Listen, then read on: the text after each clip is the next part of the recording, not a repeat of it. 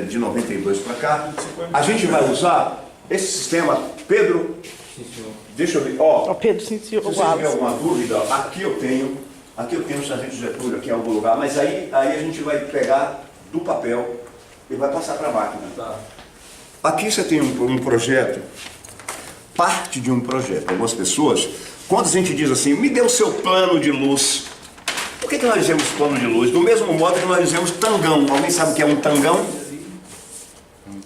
Tangão no cinema é quando você coloca, eu já coloquei 4x4, 16 refletores para fazer Fresnel, para fazer não só uma lua. Você não tinha um refletor de 10 mil, aí você coloca um monte, 369, e você faz para ter uma sombra só, porque no cinema você não pode mentir como a gente mente no teatro com duas sombras. A pessoa que está andando no sol no teatro tem 4 sombras. No cinema, você precisa dizer que tem... Como é que você revela a fonte de luz? Com a sombra. Né? Do mesmo modo que no cinema, quando você vê uma cena num ambiente fechado como esse, a câmera está atirando aqui, a luz está projetada aqui, e você vê a sombra daquela janela, você vê, isso não é o sol, isso é um Fresnel de 10 mil lá fora. Por quê? Tem aqui, e essas não tem mais 4 nessas salas, né? Não tem. Você tem aqui um cenário aqui, né? Lá, e aí você tem uma janela aqui lá, e lá tem uma janela e tal. Aí você vê a sombra do sol, essa sombra do sol está projetada assim. Aí você diz, aquilo não é o sol, aquilo ali é um Fresnel. Por que você diz? Porque o sol não faz aquela sempre vai ser redondo. Que eu sei. Redondo? Não. Não será redondo. Não será redondo, ela será assim, ó. Ela será assim, ó. Porque o sol está tão longe que não projeta em perspectiva. O sol está tão longe que ele não vai projetar em perspectiva. A sombra será um retângulo, uma reprodução, por causa da distância do sol. Afinal de contas, ele leva 8 minutos para chegar até aqui. Ele está um pouquinho longe. Tem muita gente que se diz que é maravilhoso e tal. Ele é maravilhoso, mas eu vou dizer uma coisa para todos os maravilhosos. O sol sobreviverá a eles. Ninguém é tão maravilhoso quanto o sol para a gente. Então, aquilo ali já denuncia que tipo de instrumento eu estou usando, se é o sol ou por causa da perspectiva. Quando você vai fazer uma planta para o teatro, você não precisa levar aquilo em consideração, porque quem vai ver é o olho humano. Então, para planejar nossa planta, essa planta é uma planta de 1992, uma peça chamada Getting Out, de Marshall Norman. É um cenário que tem 2 pavimentos. Eu tenho um desenho disso aqui, em perspectiva. Não está aqui porque eu não vou tratar disso, né? Aqui é desenho técnico, mas a gente pode ver aqui. O cenógrafo me dá a planta do cenário dele. Pra você ter uma ideia, as linhas principais do cenário dele tem essa espessura aqui. As linhas principais têm essa espessura. Neste caso aqui, eu peguei a planta dele e dei um tratamento para a iluminação. Então eu peguei o cenário dele e coloquei em segundo plano, com a espessura de linha, 3 milímetros aqui em segundo plano, para que a nossa luz seja a leitura. Por isso que quando você diz, me dê o seu plano de luz, porque antigamente se chamava, nos Estados Unidos também chama light plot ou light plan. Por causa desse plano, a gente traduziu, a gente chama de plano de luz, achando que isso aqui é um plano de luz. Não é. Isso aqui é um pequeno fragmento de um plano de luz. Isso aqui é uma planta de luz. Planta de iluminação cênica. Porque junto com a planta, acompanha um corte. E se tiver detalhamento, vai acompanhar um detalhamento.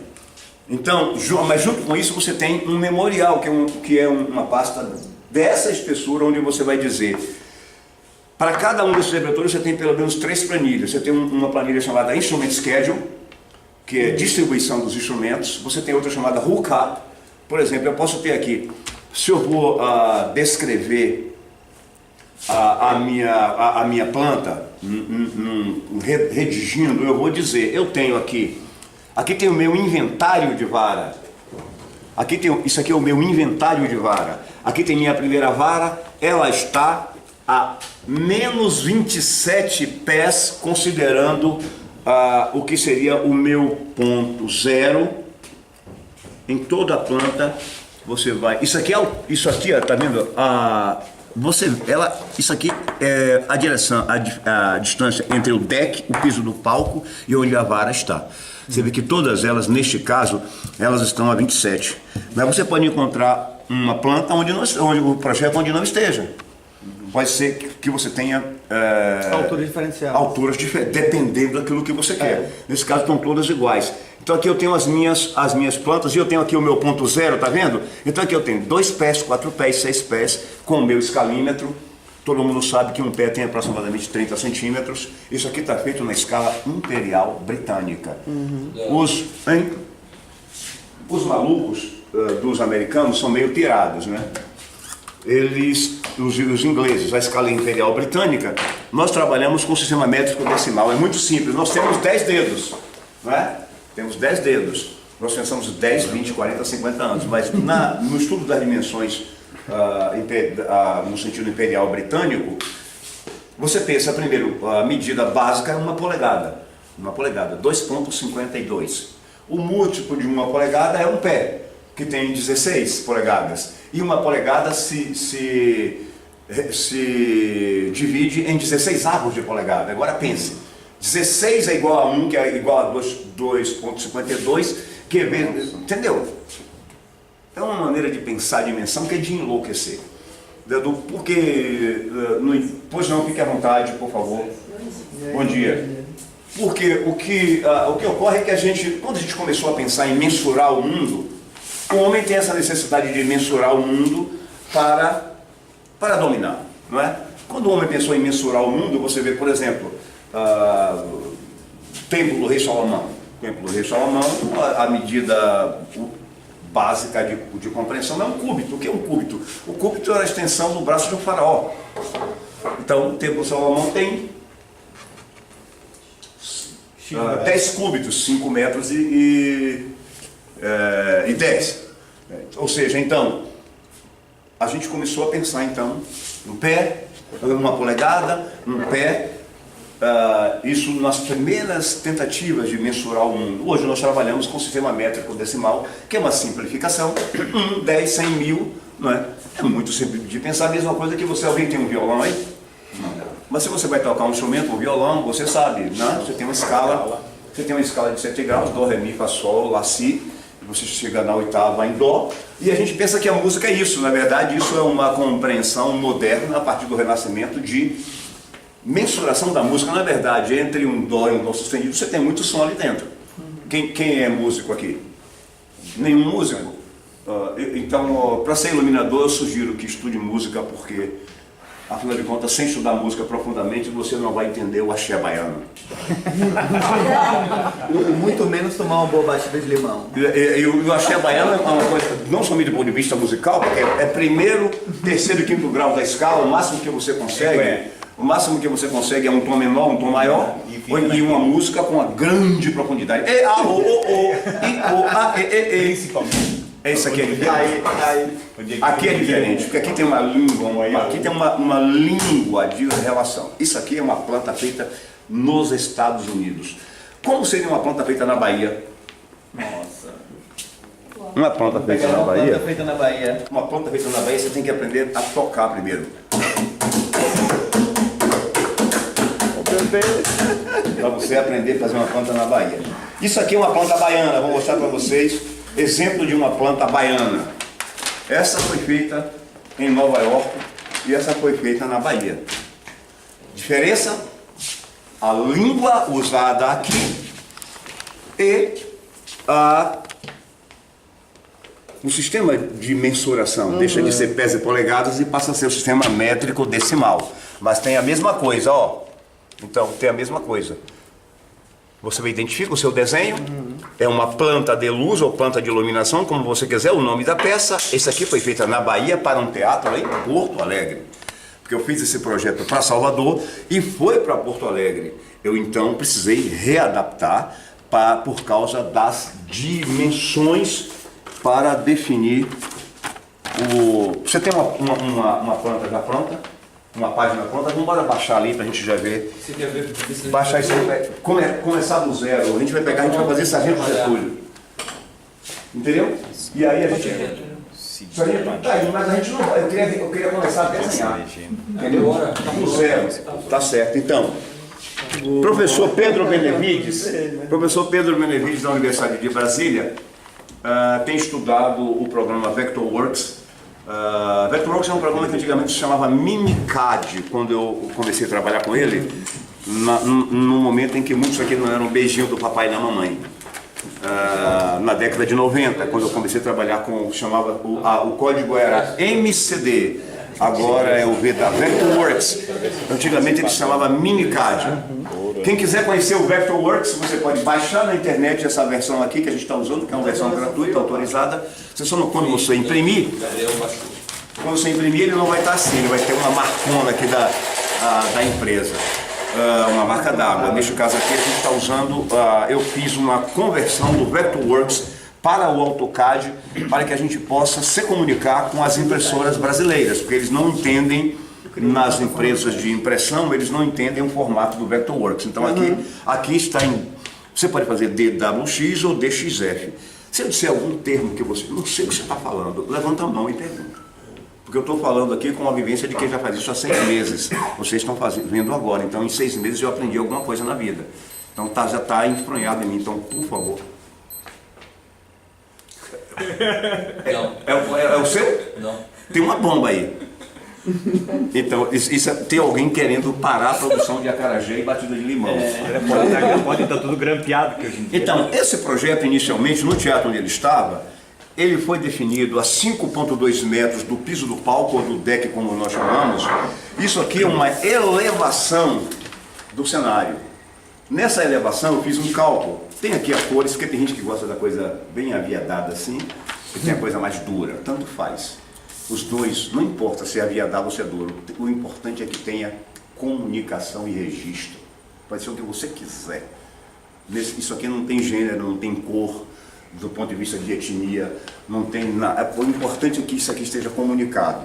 Então, o que eu fiz? Eu tenho um cenário que é um simples praticável, com 30 centímetros acima do piso do palco, e eu não posso ter nenhuma luz projetada para fora. Esse palco, ele foi montado a primeira vez no Teatro Casa do Comércio, aquele palcão grandão, isso no centro do palco, e não poderia ter luz nenhuma ao redor disso aqui.